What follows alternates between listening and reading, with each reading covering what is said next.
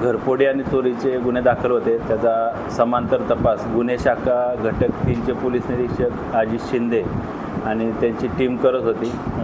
त्यामध्ये ACP शेखर बागडे यांच्या पर्यवेक्षणामध्ये सदर गुन्ह्याचा समांतर तपास सुरू होता.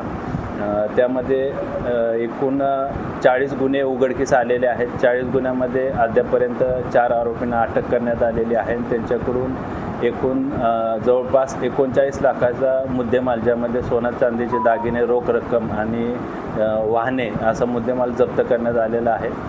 आरोपी विजयसिंग जुन्नी, सोनू सिंग जुन्नी, सन्नी सरदार आणि अतुल खंडाळे अशा 4 आरोपींना अटक केलेली आहे. त्यापैकी विजयसिंग जुन्नी आणि सन्नी सरदार हे आरोपी पोलीस कस्टडीमध्ये आहेत. त्यांचा पोलीस कस्टडी रिमांड आजपर्यंत आहे. इतर 2 आरोपी न्यायालयीन कस्टडीमध्ये आहेत. सदर गुन्ह्याचा अधिक तपास सुरू असून अजून काही गुन्हे उघडकीस येण्याची, चोरी आणि घरफोडीचे गुन्हे उघडकीस येण्याची शक्यता आहे.